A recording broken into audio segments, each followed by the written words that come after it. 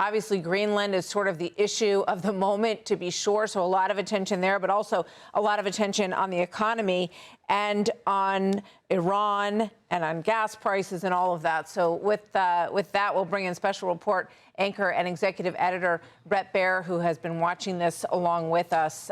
Bret, I think he made some news on Greenland. He suggested that he said it's all going to work out. And then he's basically said, when I get there, I think people will be surprised. Something will happen that will be good for everyone. So it sort of hints at maybe a plan that is emerging for Greenland. What was your takeaway from what we heard here, Bret?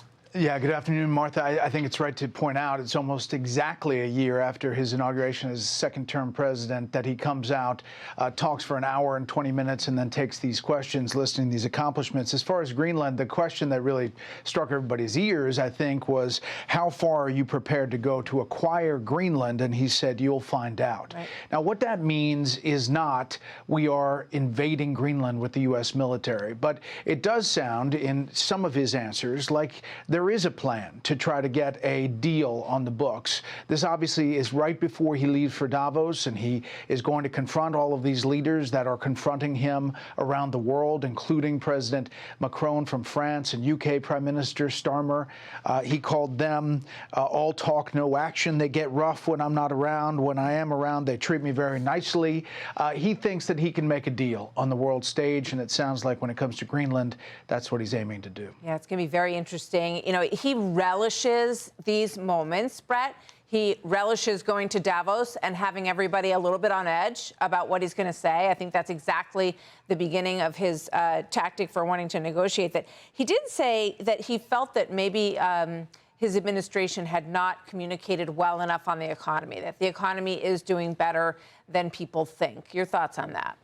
Well, I agree with that. When you talk to not only people inside the administration, but outside the administration, they do see these green sprouts of the economy that they think Q1, Q2 could really take off. I mean, if you're talking 6% growth as a possibility, that is astronomical. Now, there could be some bumps in the road, and one of them is this Greenland back and forth and what we saw in the markets today. But I think there's this inherent confidence that he's going to get it across the finish line. I thought it was interesting, Martha, that he started with Minnesota and said also that he didn't think the communication was good on Minnesota. And we're going to hear from Minnesota shortly and the DHS out there. But he went through this long list of criminals, murderers and rapists and, each picture. And he just took time. Took a lot of time going through that stack of papers saying each one of these people have been taken off the streets. I don't think he thinks that there's been enough focus on that as opposed to the images of ICE and what that means across the country. Yeah, absolutely.